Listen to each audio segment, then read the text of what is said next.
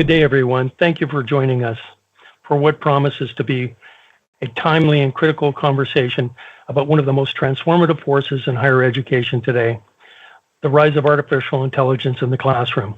I'm Gordon Pillow, EVP of Partnerships and Enterprise Strategy at AI Certs, a globally recognized certification body specializing in role-based credentials in artificial intelligence and blockchain. Our guest today, Dr. Brian Arnold, has been at the leading edge of this shift, from chairing National University's AI Council to helping launch Universal, an XR conference that examines how emerging technologies can be humane. With a PhD in educational technology and educational psychology from Michigan State University, Brian's work spans media arts, games design, and more recently, academic leadership. His current research concerns how to preserve human values even as AI accelerates. Joining us in guiding this conversation is Rob Nail, Associate Founder and former CEO of Singularity University. Rob now works as a strategic advisor and mentor. He's working with Nomura SRI Innovation Center and heads AI innovation at WhoX. His background is deeply technical, mechanical, material science, manufacturing systems engineering from UC Davis and Stanford. But what stands out is his focus on exponential thinking, how we lead organizations to not just adapt to change, but to shape it. Today, we'll explore not only where AI is already reshaping higher education, but where it's pushing us to rethink systems, values, and learning itself. We'll discuss big innovations, the naughtiest challenges, and how institutions, educators, and learners can move from fear or reactive policies to proactive, responsible adoption, building systems of lifelong learning, certification, and ethical AI use so people are empowered, not displaced. So whether you're in academia, policy, industry, or simply curious, I believe you'll walk away with insights, questions, and maybe even a few new ideas about what comes next. Over to you, Rob. Thank you so much, Gordon. I think you kicked that off perfectly in a way that demonstrates that you are indeed human in this time when like the perfect AI chatbots are starting to take over. So thank you for the kind introduction and obviously a fun, interesting convo. Yeah, I could have used Syntasia to do that introduction, but it would have been too perfect. It would have. It's just not the same with the very shallow, bland AI doing the intros. So thank you for showing up today, Brian. I'm excited to have a bit of a convo here. We've spoken a bit in the past, and I love your background. You know, you've done a lot of different work. You've been on the administrative side in education. You're also a professor, teacher, but you also think like a technologist, at least from my vantage point. And that I think will lead us to some fun things. What else do we need to know about your background? How do you see yourself, Brian? That's a great question, and not to get too granular. So I grew up in Southern California, a little town called Chino, which was at the time famous for dairies, prisons, and a small World War II airport. So I'm sure that shaped me in some way. I went for a bachelor's degree in literature, a master's degree in film, was really into the media arts side of things for a long time. And I realized that, what I wanted to do was influence people the way they felt, the way they thought, and how to make the world a better place. And I started thinking, wait a minute, that's really kind of more teaching. And so I've always been fascinated by the technology. I've been a gamer since day one. I still am. I played a little bit this morning. It's just the way that we interact with computers and tools has always fascinated me. And so I ended up going back for my PhD in ed tech, ed psych. And it's just sort of led me along this amazing path. I've been in higher ed since 2002. And so, at core, technology changes rapidly and people don't. And I find that tension fascinating. And I'm excited to be a part of conversations like this one. Great. Well, before we go any farther, I definitely have to ask, looks like my Wi-Fi, here's technology at its best, shutting me down, I can tell. All right, you guys still there? We're still here, yeah. Okay. Labor-saving devices often require a lot more effort. Yeah, apologies. I think Yeah, you're sorry good and about that. clear right now. We have a big storm here. Okay, great, perfect. All right, so before we go too much farther, Brian, I got to ask, what game did you play this morning? What are your favorite video games? Okay, so I'm more of an RPG player. I definitely don't like playing with real people. And it's not because of the people, it's because you can't just walk away when the doorbell rings or the dog barks or any number of things happen. Long ago, I decided it's got to be a place. So don't simulate stress I already have in my life. That's my first rule of gaming. And second, I need to be able to hit pause and walk away and start over because real life doesn't work that way. And I'd like to simulate something that's a lot more fun. So more specifically, I was playing Outer Worlds 1 a little bit. I've been kicking that back because Outer Worlds 2 is dropping at the end of October. And I just want to be in that mindset, be in that world. I love that. Actually, it's interesting because my son, who's now 12, he plays a lot of multiplayer games, and he doesn't have the stress of walking away from a team, right? He'll just say, "Oh, I'm out away from keyboard," and then he just steps away.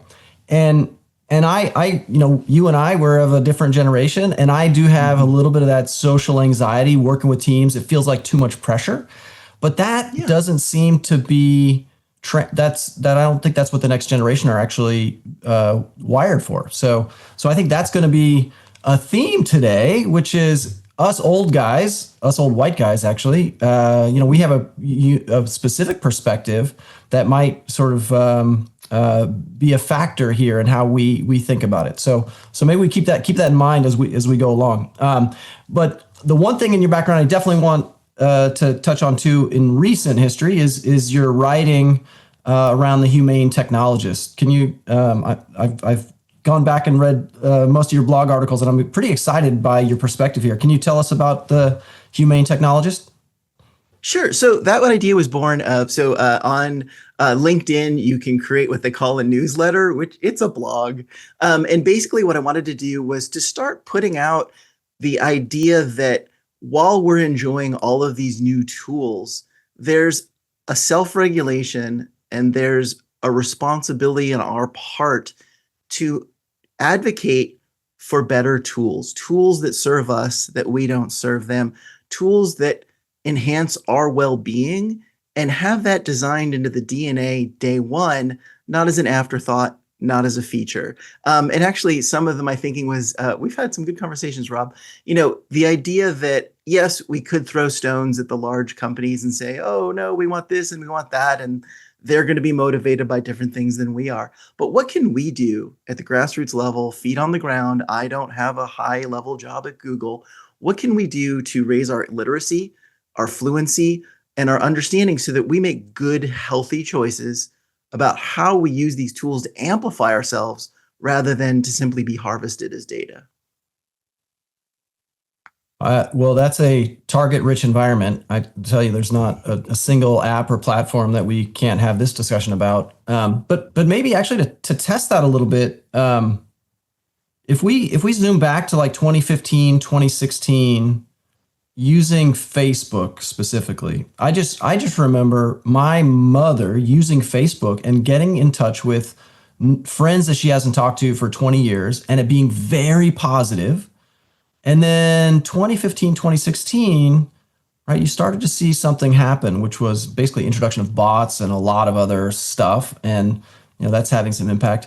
How do you think we could have seen that coming, or what should we have done for ourselves if we can't hold the company accountable for what they're doing? How do you think about that period of that technology that we lived through?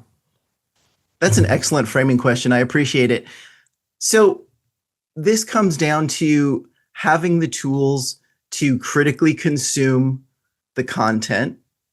As a group, human beings don't demonstrate that skill very often. There are trillion-dollar industries built on the fact that humans aren't good at that. We don't appreciate or understand long-term risk as a group. Some of us do. Some of us are excellent at it. So we're not really aware. So in the same sense that we have the self-regulation to not overindulge, cultivating the ability and the practice of critically consuming the content. Let's say it's 2015 and you're like, Oh my gosh, I just got in touch with everyone I hadn't seen in a long time. Oh, look, there's a reunion from my high school. I never would have met these people. This is great. So focus on that and be aware, be looking. When has that shifted? When did that shift to you being angry at politics? When did that? So what? Being self-aware of the feelings you're feeling when you're interacting with the tool. You were feeling a sense of serenity and community and connectedness. Check in with yourself on a pretty regular basis. Am I still feeling that? Am I engaged in the tool now for my original reasons, or have they changed? And are they actually something I like? Another thing is just sort of do a little check in with yourself when you walk away.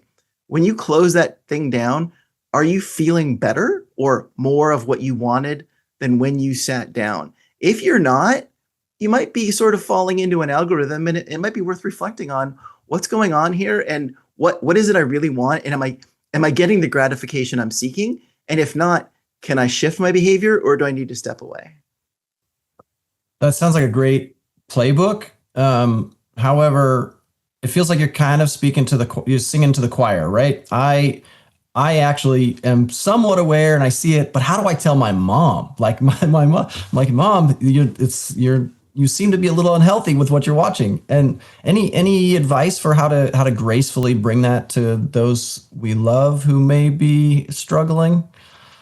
That is a great question. And, with any sort of, the last person you're going to listen to is your spouse. The last person you're going to be able to convince of something is someone up the hierarchy. So you want to be respectful. You want to be gentle. One of the secret ingredients here simply might be time.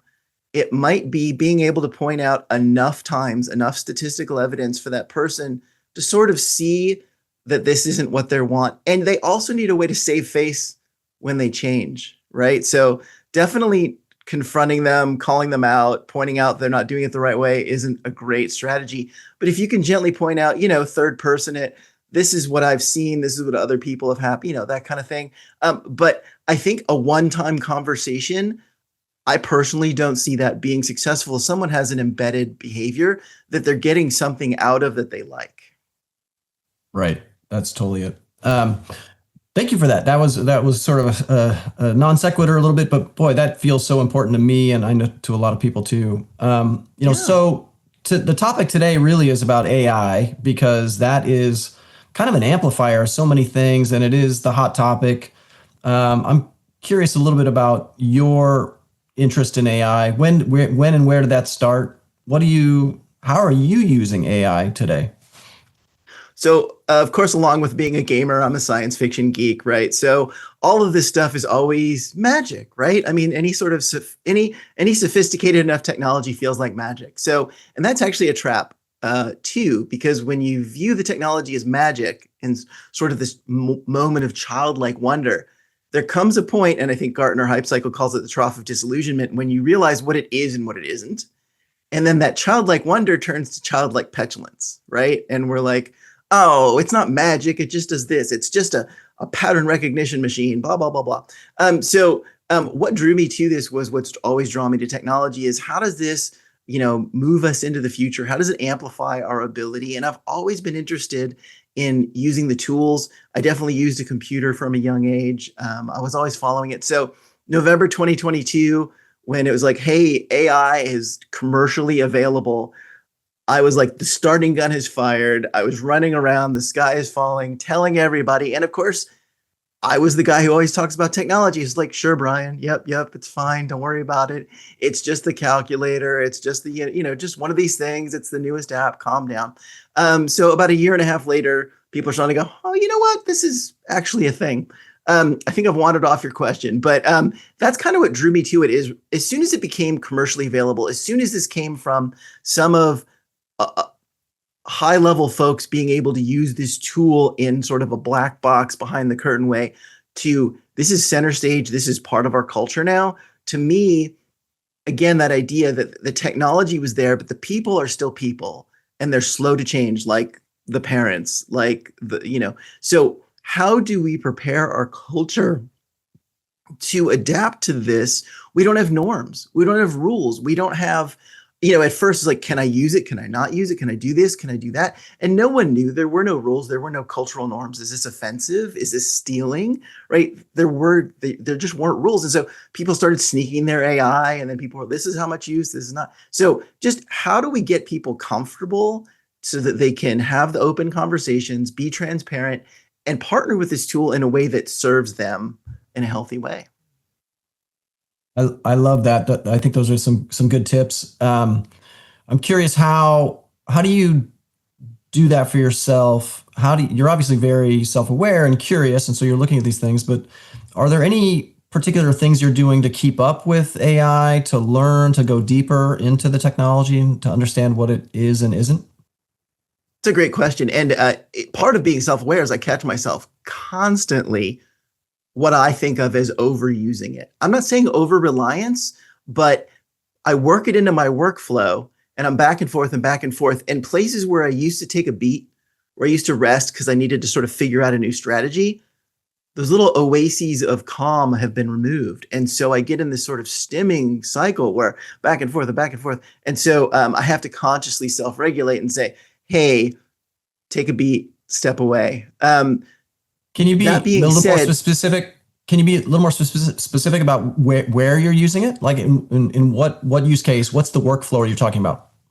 Okay, so I'm writing an article for the Humane Technologist, right? So I have a basic core idea for it, and I have some definite themes that I want to explore, and I feed that into the tool, and I say, give me an outline. I edit the outline. I turn that back, and I say, turn this into some text. I start editing the text, and now I'm like, you know what? I'd love some images to go with that. So I'm giving it images, and I'm hopping over here, and I'm editing the text while it's making the images. Then I'm tweaking the image, and now I've got sort of 2 or 3 things going all the time. And the next thing you know, I've entered this ostensibly wonderful flow state where 3 hours are just gone. And I'm like, I don't think I chose that experience. It just kind of happened because the tools are designed to promote engagement, and my curiosity level, all of these things just kept me locked into it. And I get up and I'm stiff and I'm sore, and there's something telling me I'm missing something important there. I need to have a little bit more regulation in place. All right, that's good. That's good self-awareness. I'm curious, how do you feel about the quality of what the AI are using, Gemini or ChatGPT? And how's the quality of that? I chose Gemini. It was a little bit of a coin flip. Ironically, because I'm pretty sure that the Google background kind of knows me better and tracked me better. So I've realized that, there's sort of all of these things are opportunity costs. They're double-edged swords. Like, oh my gosh, by using the tool, I'm training the tool. Well, that's horrifying at some level, but it has some benefits, right? So at this point, I asked it yesterday, day before yesterday, I said, do you know my writing style? And it didn't say yes, it said yes, and it described my writing style in 4 or 5 pieces that, not in a horoscope kind of way, but I felt like those were reasonable assessments of my type of style. And so the more I use the tool, the more it can emulate me. Now, am I afraid that it's going to replace me? I won't be needed anymore? Like, yeah, kind of in the existential sense, but in the immediate sense, using the tool, and I'm not recommending Gemini over anything else. It's just that was the one that was working for me.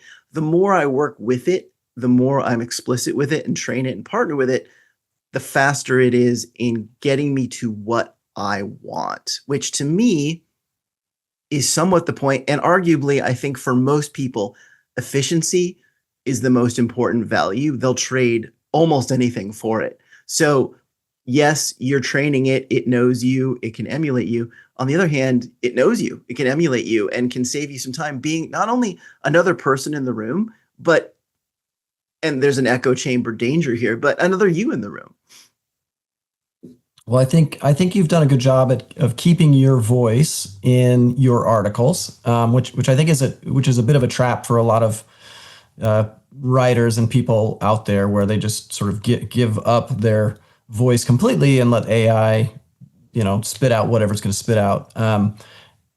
In fact, there's an article that came out last week from HBR, Harvard Business Review, and the title was "AI Generated Work Slop is Destroying Productivity."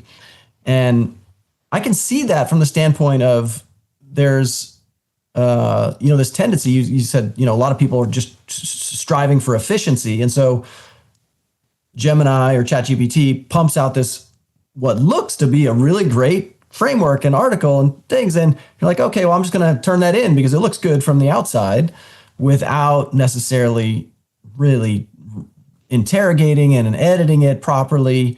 And then that turns into, okay, now 3 more people have to actually deal with this and fix it and do more work, right? So now it's taking longer than it should have in the first place because it wasn't quite to that quality level.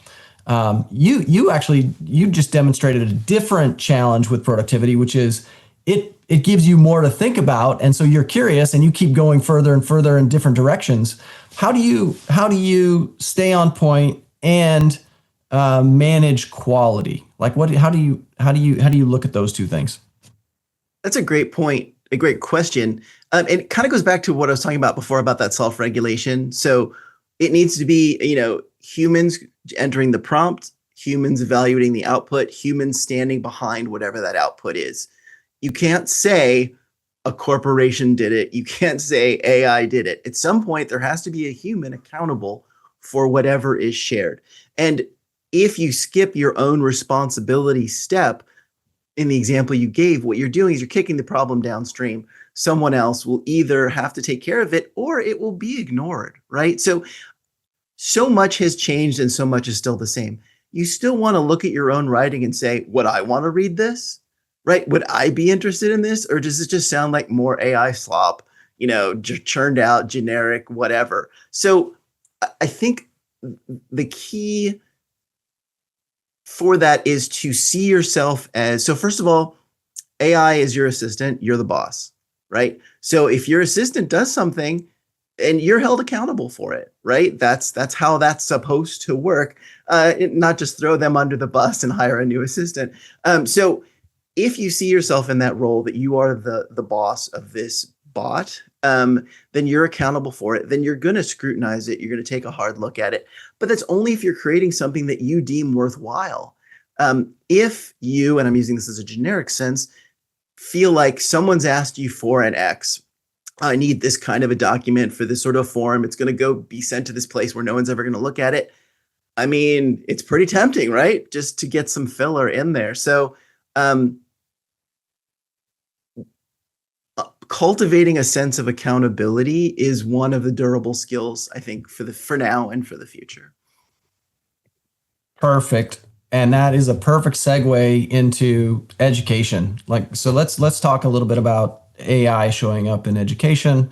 What do you see as the reality of AI today in our educational world? I think that it's here. I think that for many institutions, we've moved from the conversation of should we AI to how do we AI? And it doesn't seem like a lot of movement, but for academia, it's tremendous. I think that there are, like most new technologies, there's some isolated champions who are loving it, who are taking it to new levels. And there are people who are concerned about it and afraid of it. They're afraid of the dystopian future. And many of their concerns are well-founded. So where we are in education, and this is anecdotal, I don't have numbers at my fingertips, but this is probably several dozen universities where I've spoken to people who've been grappling with this. There's sort of a process they have to go through to get to the good stuff, and not all of them are doing it. So first of all, you need a safe space where people can come in and say, I'm afraid that red-eyed robots are coming for my job. I'm afraid they're going to replace me and kill everyone and whatever. And you can say, okay, well, let's look at the evidence. Let's talk about it. Let's have this discussion, not make fun of them, not undermine their position. Second of all, finding a space where these people can get their fingers on the keyboard and use the tool. I think there's a lot of concern about what AI does based on hearsay and teacher belief. It's not rooted in evidence and it's not rooted in firsthand experience. Now, that being said, some institutions are amazing. They're leading the vanguard. They're rocketing ahead. They're several years in the future. But from what I'm hearing, a lot of them, institutions who are still kind of grappling with, is online real education? AI is kind of a bridge too far. part of that is the larger cultural context as well. These are people who are increasingly perceiving themselves as overworked, overburdened, new tasks, new tools. And it's hard to differentiate learning about AI, getting fluent and literate in AI from any number of other things. Oh, you need to learn this because we're switching learning management systems, and here's our new policy on how to harass people and whatever. There becomes this sort of sense of overwhelm. And when you're overwhelmed, you cover your ears and you tuck in and you turtle up and you ignore. So what's going on in AI education is we've got very disparate groups, some who are running full speed ahead.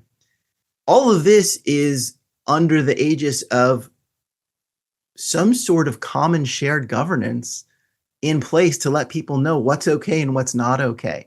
And from my perspective, this doesn't have to be draconian. It doesn't have to be overly prescriptive. You just have to, A, acknowledge that AI exists as an institution and say, here's our student conduct policy before AI.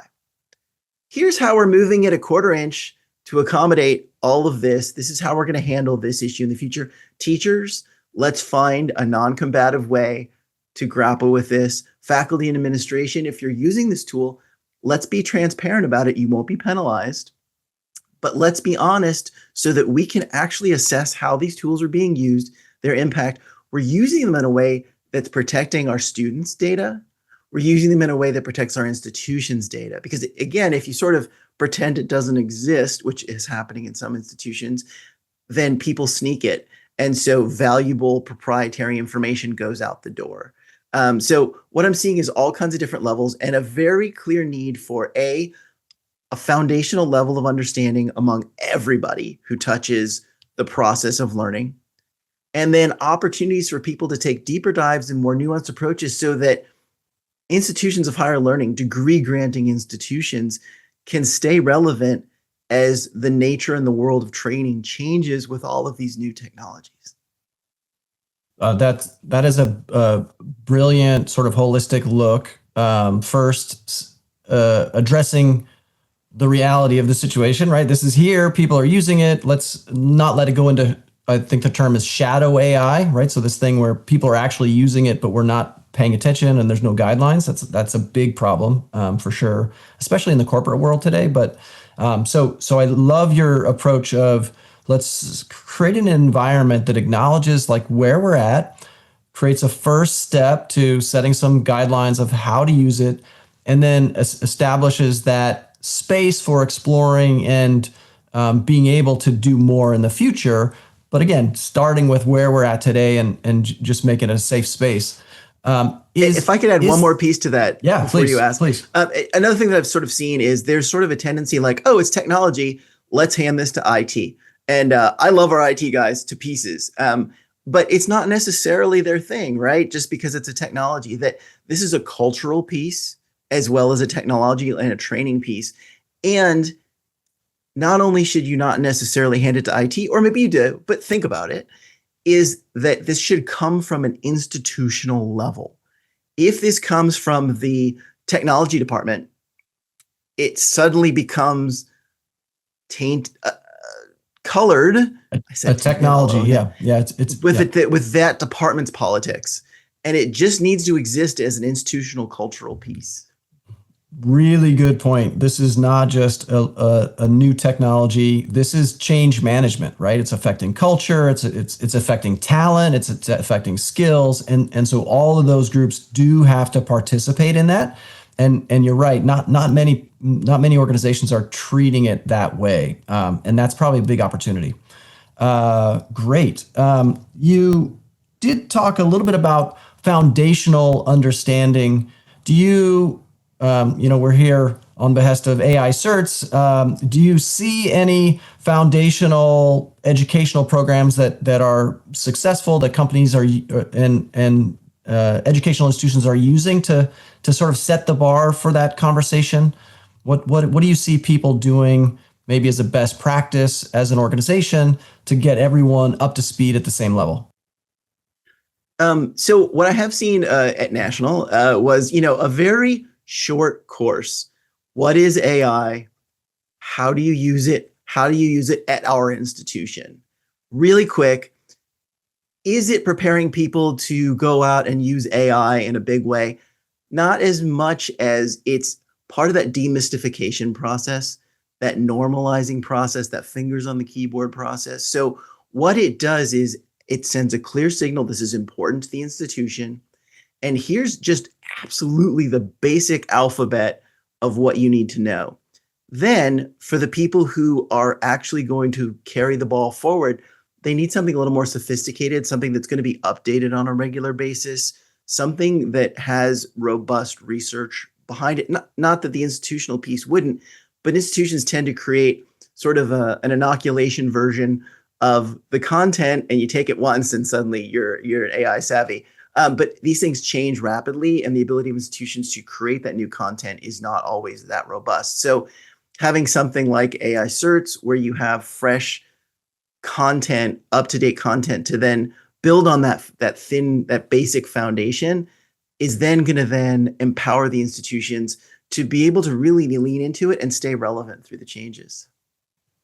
Great. Is there anything else that you would lump into faculty readiness? So areas that faculty need to be doing? Well, when I say faculty, I also mean the students need to understand it, the faculty, the admin, execs, all those folks. Parents, probably parents too. Parents, yeah. Thank you for bringing that up. Yeah, absolutely, 100%. And you can't control for all of that anymore that you control whether your parents watch Fox News. But when it comes to faculty, again, that culture piece, it's so much about mindset. It's so much about calming the concerns and not dismissing them, right? There are some real problems. There are some real things to be concerned about. However, and I'll summarize it this way. Our teachers, our faculty's job is to prepare their students to be successful in the future. For good or bad, that future will contain AI. So if you ignore it, you're putting your students at a disadvantage. If you grapple with it, you're preparing them for the world they're actually going to live in. And it's just kind of as simple as that. So coaching them to that space and letting them, go loose and do what they want to do from there, I think is a very healthy approach that's going to result in not just that foundational level of understanding, but a grassroots effort, which I think is really critical, especially at larger institutions. Top down is very difficult. It's very expensive, and it's often ineffective, interrupted by quirks of communication and culture. If you can sort of ignite that spark at that grassroots level by providing them with that foundational, and that doesn't mean just saying, here's your class. Here's your class. It's going to take you 4 hours. We're paying for you for that. We've taken responsibility off your plate so that you can spend that time. It's genuinely sending the signal that you are supporting this learning. Then I think it comes back and pays itself back 100-fold. Great. That's such a great way to look at it. And obviously making sure that the teachers and faculty have the time and space to be able to do that. I think that's always a fear. And the other thing you sort of poked at earlier and just now is our natural response to new technology and change is usually rooted in fear, right? Some element of fear where we don't want to change, or we don't know what it is, and so we're afraid of the bad things that might come. One of the elements that I've heard lots of times is like AI is cheating, right? Students are just going to do this thing, and then they just turn in the AI report and they didn't learn anything. Is there a better way to think about that? Is there a better framework for thinking about what AI brings to the classroom? For sure. And something I've said before is like, in the past, we've had aha moments. With AI, we have uh-oh moments, right? These moments were like, hang on a minute. Whoa, worldview shifted, right? So I've been in that moment of terror. I've been in that moment of, wait a minute, what are the implications of this? That's a little daunting, right? Or a lot daunting. So this isn't just, people who don't like technology, but, it's a big shift. So for people who are afraid or concerned that it's sort of changing the learning, I understand that you have to get through today, right? You have to have a solution that works in this month of this year with the tools that you have. That being said, there are just certain practices that don't work anymore in a world where AI exists. Now, should we ban AI? Sure. Then when your students go home, they'll use it. The genie is out of the bottle. So it's just a question of whether you make peace with the genie or not. The concern that students are using the tools to quote unquote cheat.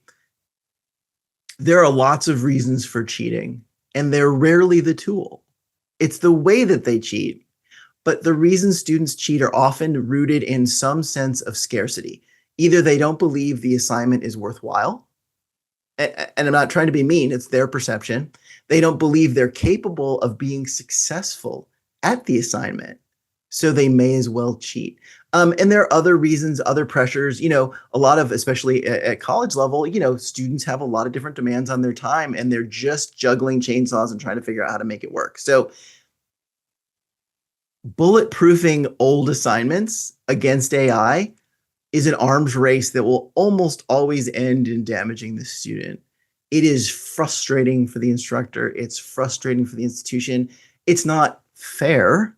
However, it is the reality. So finding different ways to identify the outcomes you want, the learning that you want as an instructor, and figuring out how do you assess that in a world in which this tool exists. And you can go online and find a million suggestions. Some of them work, some of them don't. You need to figure out what works at your institution.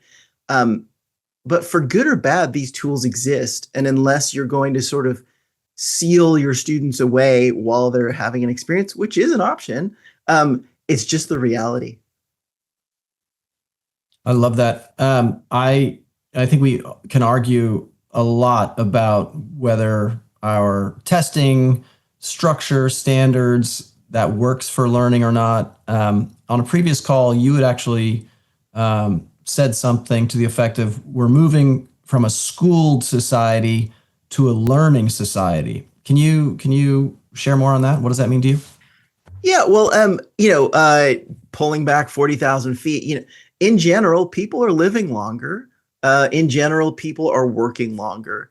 In general, the rate of change is accelerating. So where does that all end up is if you went and got your training 30 years ago, based on the idea that you'd be retiring in 10 years, A, you're not. B, it's pretty irrelevant at this point. So this mentality of inoculation training that you go to school, K through 12, maybe you do some college, and boom, you're prepared for the rest of the world when you get your forever job and work it to retirement. That's just not the way that a majority of the world works anymore. So more just-in-time learning, more curiosity-driven learning, more certificate-based, disaggregated learning that can follow you and help you level up as the world changes, and even refreshers, right? Like, let's say you went all the way, right? You got your PhD in molecular biology 40 years ago. Some things might have changed, right? So you need some sort of system that isn't just you've got your degree, you're out to go, but where you can keep leveling up. Now, for some of us, that means you could do it on your own, right? You can go find that information. The information's out there. Other times you need to show a potential employer, a grant giver, some source of money. Look, this counts, right? So you need it certified. You need it, a stamp of approval. I have learned and mastered this. Here's the evidence for it. Not just I earned a degree, which is usually a little editorializing here. It's proof that you know how to learn more than you learned something in particular. So we're shifting a little more to you actually have proof that you've learned X. It's relevant and timely. And if I need that done, I can count on you to do it. And that's clearly communicated.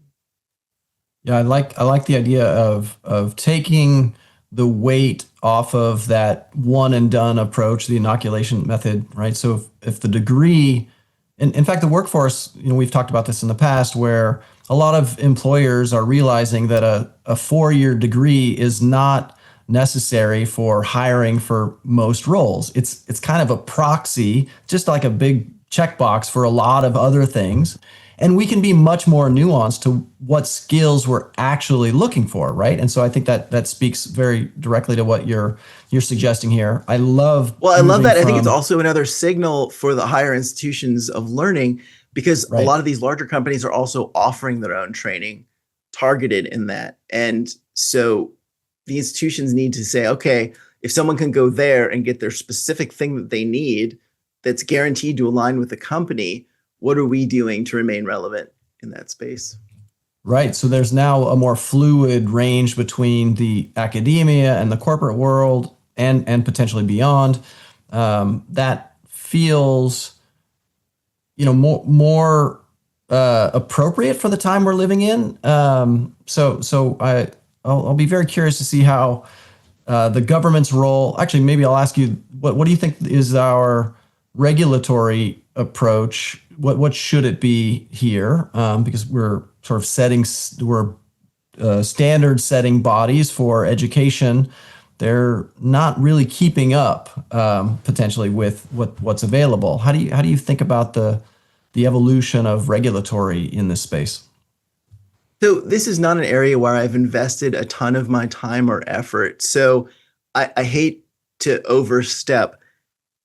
Sort of the idea of throwing hand grenades in a phone booth. For those of you that don't know what a phone booth is, we live in a very small world now, and I understand it's not necessarily realistic to ask for a global referendum on how we do AI, but that's kind of the reality of how we do AI. So doing something at the local level is good in the same sense that you want your institution to come out and say, this is our disposition towards this new tool. But I think what's really needed is something a little bigger, given that that's the way it actually operates. Again, not my area. I don't know how I would operationalize that, but it just seems to be something that's a little foolish to try to manage in one corner of an open room. So, yeah, I agree with you.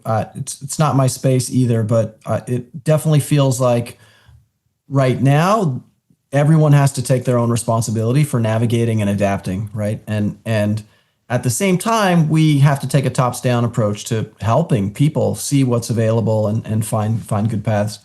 And also spreading the benefit around, right? So there are already quite a few studies. I can't quote them off the top of my head, but the value provided by these new tools is not spread evenly. We've democratized a number of things, but in general, the people who benefit keep benefiting, and the people who are marginalized get more marginalized. So this is not a tool for equity yet, even though it has that potential. So that would probably require some regulation and some support.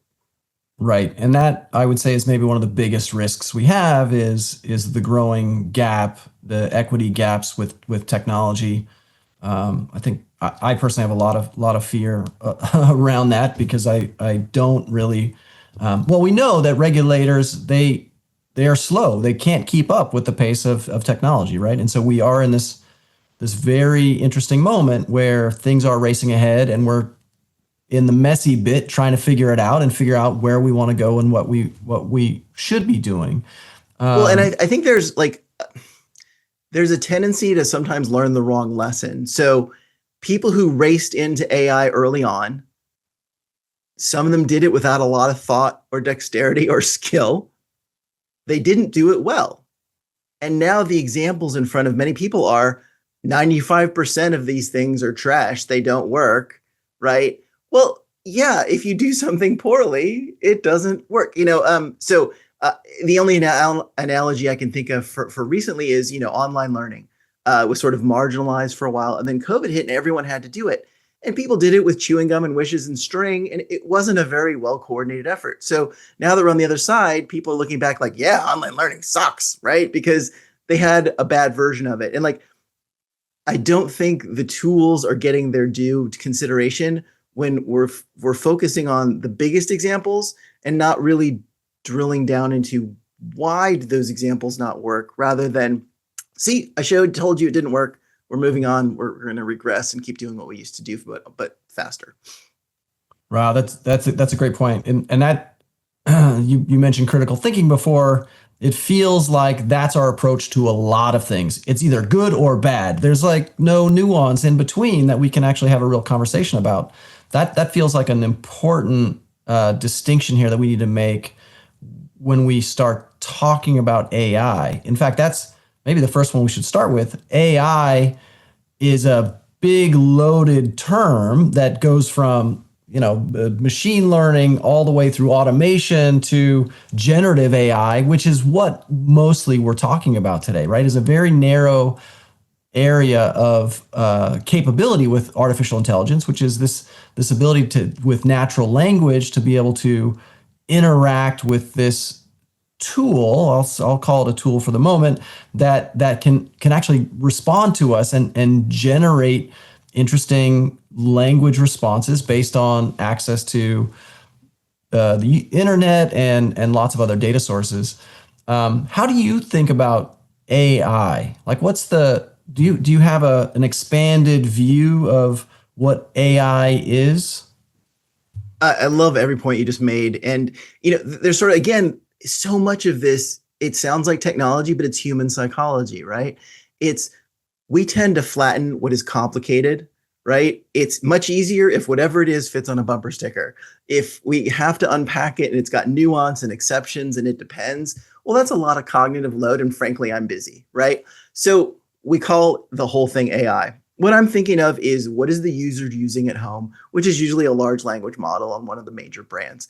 That being said, if you think about well, how do you use AI? It's personal, right? I don't use the internet the same way you use the internet. If we were to do a think aloud and record us, wildly different modes of interaction, different priorities, different engagement and disengagement points, different goals. And large language model AIs are no different. People use them in different ways. One of the areas that I've been noodling around on a study in is like, at what point when you're using the AI, do you then take your ball and go home, right? Most of us, we start working on something and we get it to a certain point and then we take it out and we take it into Word or we send it in an email or whatever. It's not a contained system, right? This is our little lab where we work on something and then there's a threshold, right? So for me in the past, that threshold was much more about it's not doing what I want and I take it out, right? And now like a little bit more, okay, it's fully baked. I need to make it my own. And I pull it out. But where those thresholds are, how you use it, what you're looking for, the values you're getting, that's very personal. So what does AI mean is, there was a better phrase for this, but AI is it's in the AI of the beholder, is sort of the joke. So, it's going to be subjective and it's all good, but it's all kind of what we refer to under this massive umbrella term of AI. Yeah, I like that. There's just so much happening in the space, and as you mentioned, it's moving fast. So, what are the skills that we should have to navigate and collaborate and try to keep up with AI? What's most important in terms of skill stacks? That's a great question. And, you look at the top 20 skills for the future and like they change every year, not entirely, but substantively. So this is a moving target. For me, I think there is this idea of the critical thinking. And first of all, there's sort of this argument that these tools are eroding our critical thinking. I'm a little skeptical there. I'm not seeing a ton of it happening now, but let's go with that. So being critical consumers of our content. You're saying it's not eroding our critical thinking because we're already not demonstrating critical thinking, is what you're suggesting. I'm glad you said it and I didn't. No, that is kind of a lot. And I'm not trying to be mean or jaded or Gen X-y, but like, honestly, you don't have to look far to kind of see that. So whatever forces are at work, you can blame the internet, we can blame the waltz, whatever it is, that ship has sailed a bit. So we need to rebuild our critical thinking as a group and as individuals. So I think that's a huge part of it. Not questioning when we're handed something and not just enjoying the value and whistling and going to watch TV. Again, huge media consumer, but being critical. As far as the skills that are important, future facing, at first, I thought it was being able to ask a good question, right? It ties directly into being able to craft a prompt. And then I realized like AI, you can say like, I want more Big Apple and help me rewrite this prompt. And it will, and it'll give you a better prompt. So that wasn't really the right flavor. So what I've settled on, and I've heard echoed a few times, is it's curiosity.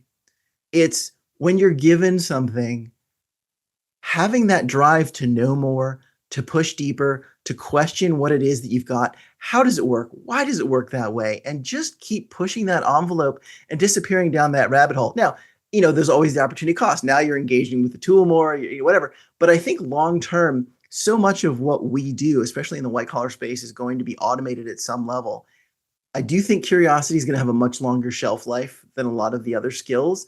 So I encourage us all to cultivate it and to hang on to it and not let our experiences diminish it in any way. It's the golden ticket from my perspective. Love it. I love it. And obviously, if we're curious, we can solve any problem in front of us if we keep interrogating it further. So that's, would love to get thoughts on, this is back to humane technologists. Are there humane design principles? Are there things that we should be trying to hold our organizations and designers accountable for? Or what do you think about humane design principles? That's a great question. So starting off with sort of all of the problems, right? So humane design principles don't necessarily impact the metrics we measure, right? So we want something to be profitable. We want something to be fast. We want it to heighten engagement. The things when I'm about to bring up about humane design principles don't impact those numbers positively. It might make it cost a little bit more to design with a really comprehensive idea of how does this impact the user? How does this impact their well-being?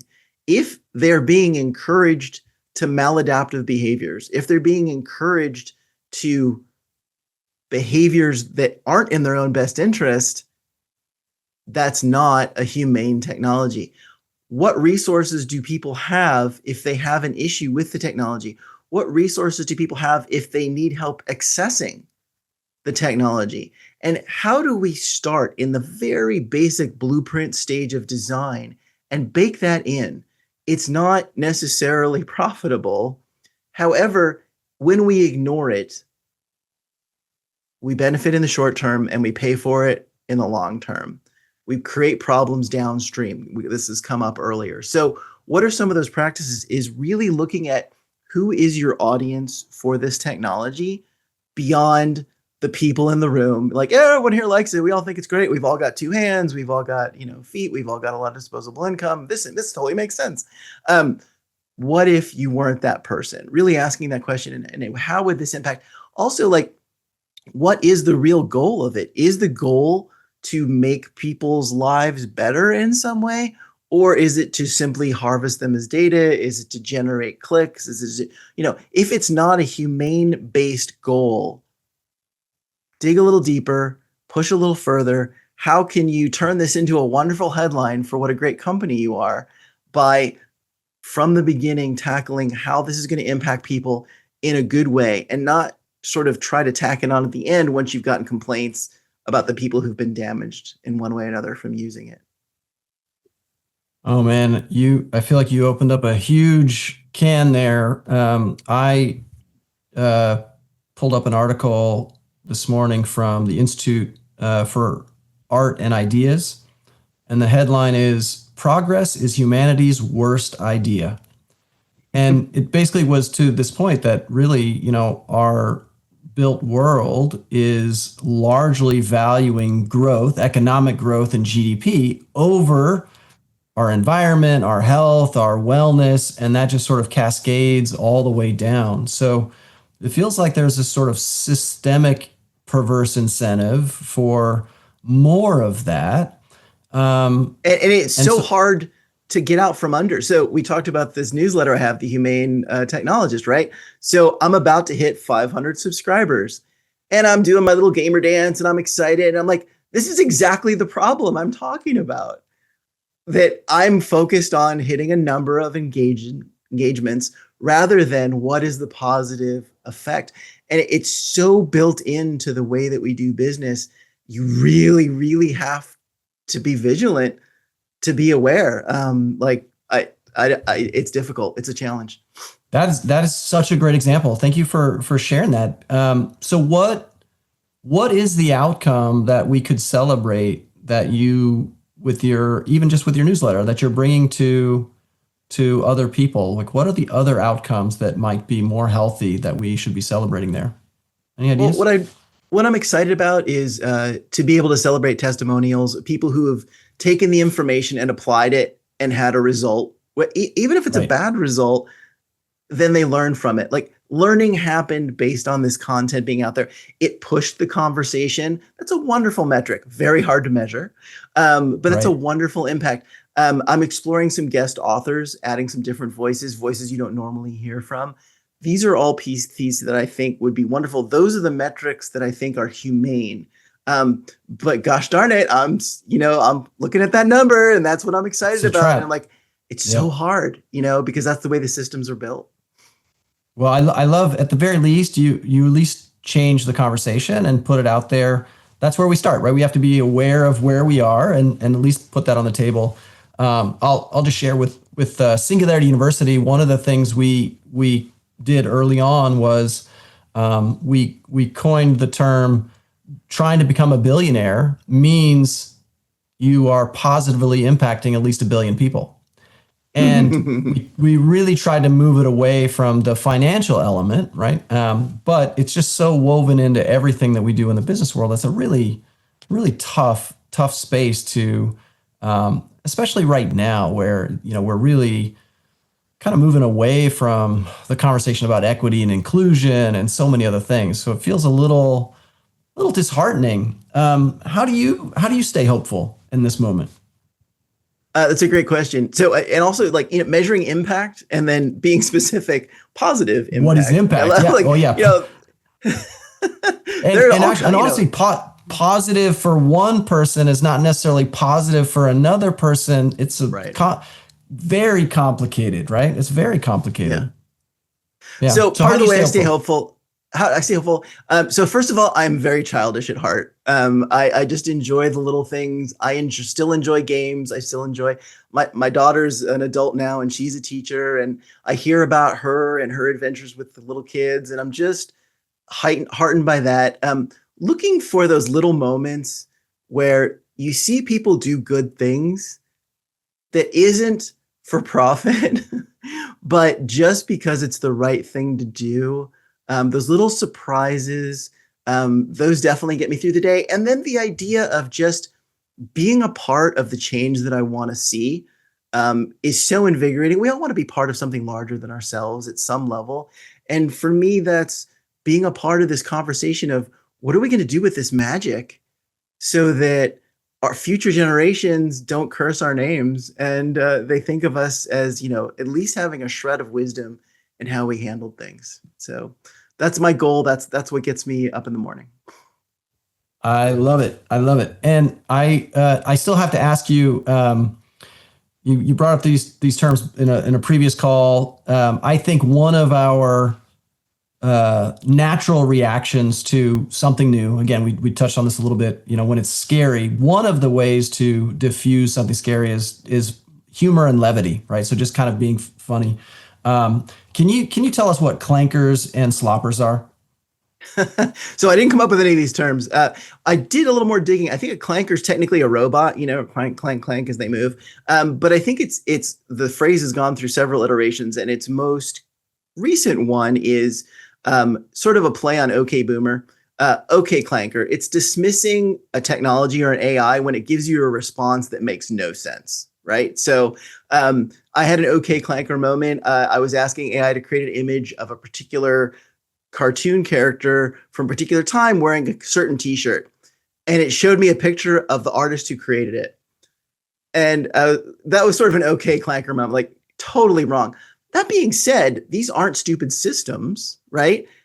They've been told to do certain things and not do certain things. So if you're getting something weird, there's probably a bias guard or a trademark guard that it's trying to honor that's sort of tweaking the outcome. So that's a clanker.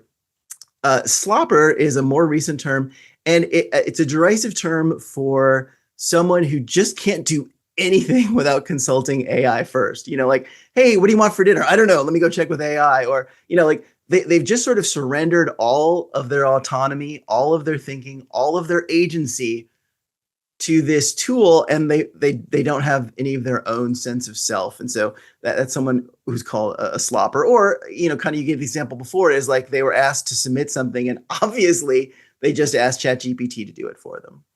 Right. So instead of like poking at them to seriously make it a little more light and just acknowledge, okay, like you clearly phoned this one in. That is not a term. You clearly AI'd this one in now, right?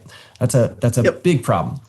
Yep. If you I love that. had, if you had you could fulfill your wish with AI, what is one thing you would love to come to bear? Is there anything you hope for the future that AI can bring to us, or either short term or long term? If so, sort of is the future utopian or dystopian? If it's utopian, then this tool empowers us to be the masters of our destiny, to be well informed, to create, to be creative, to feel like what we do is meaningful. It provides us a pathway to truth that can be replicated, that can be honored, a pathway to beauty, and a pathway to fulfillment. That's for me, that's the utopian vision of where this technology could possibly go. I love that. Now we know that AI is not going to be fully dystopian or fully utopian. So we're going to be living somewhere in the short term. Can you? So you mentioned a Socratic AI tutor being potentially the short term win. Can you maybe describe what that might bring to our critical thinking skills in the short term? Absolutely. So a lot of the complaints about people cheating or using these tools is that, you ask it for the answer, it gives you the answer. But from the beginning, I think Khan Academy had sort of a Socratic version of it, which you would ask it a question under this particular umbrella, and it would ask you leading questions to help you get to the answer, much like a Socratic teacher would. So my thinking was, and this is born out of an idea that came from the 100 Years Ed Tech Project, is that let's say there's a wearable wristwatch, let's call it an Apple Watch, and it's got a Socratic tutor in it. And Aiden, young boy, is running around, right? And the audio from the device would constantly be asking Aiden, why does this look the way it is? Why is this built the way it is? How did someone design it? Why did they make those choices? If you wanted to change it, how would you do it? What would be the problems? What would be some of the resources that you need? But constantly asking relevant, authentic, environmental questions that trains the young learner in the habit of critical thinking from the beginning, I think could be a tremendous boon to us as a species.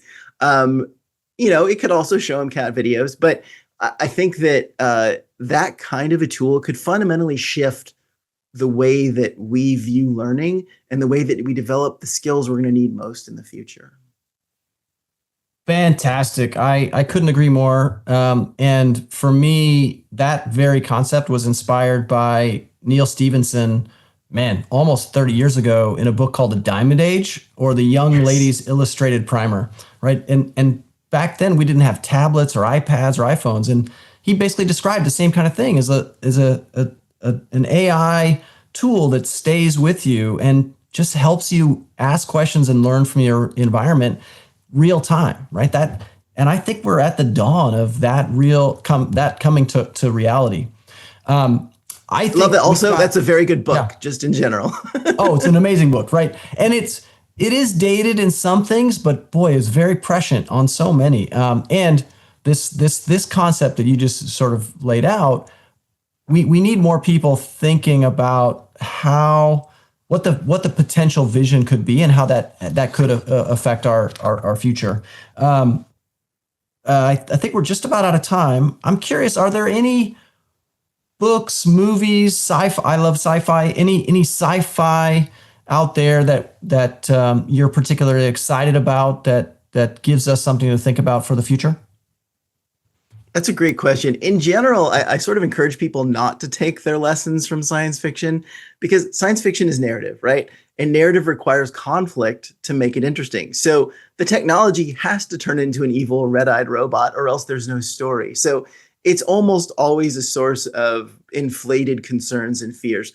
That being said, some of the satire that's out there is remarkably on point and remarkably relevant. So you probably think I'm going to, suggest the new there's a space movie coming that I'm excited about. I can't recall the title right now. But honestly, there was like season 27, episode 3 of South Park was called Sycophancy. And it was about the way that AI can sort of encourage you mindlessly. And if you're not thinking critically, you can get way out on a ledge without realizing that what it's talking about isn't necessarily reasonable. So I think it's permeating our culture. I think it's out there. I think a lot of media does it a disservice either by amping it up for narrative purposes or flattening it so that the general audience can understand. I'm sure there are some good examples of how they handle it properly. I haven't seen them yet where I say that's what we need to have representing what's going on right now. So I will be on the lookout. And if you have some suggestions, I'd love to hear them.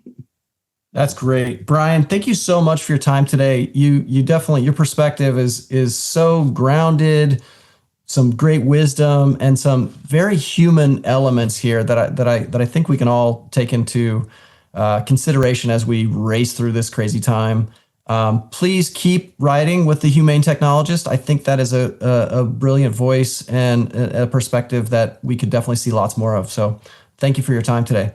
Gordon? Thank you. It's been a pleasure. Yeah. Thank you, Rob. And Brian, your insights have been invaluable. I really love the Humane Technologist perspective. It really is a differentiator. As today's discussion made clear, AI is not a distant possibility. It's here now. Millions of learners, educators, and institutions are already engaging with it across disciplines. Its potential to transform teaching, learning, and institutional operations is enormous, from personalized adaptive tutoring to predictive analytics that spot at-risk students, from automated administrative workflows to AI-assisted content creation. But alongside that opportunity lies hard trade-offs, risks, unresolved ethical questions. We've explored both sides. What can AI enable in higher education, and what must we guard against if we are to do so and do it well, thoughtfully, fairly, ethically, and sustainably? In closing, I'd like to pose a challenge. Let this conversation be a spark, not a conclusion. Let's commit as educators, institutions, technologists, and citizens to steward the integration of AI in higher education with both ambition and conscience. Thank you all for being part of this dialogue. May we move forward with wisdom, purpose, and courage. Have a great day. Thank you.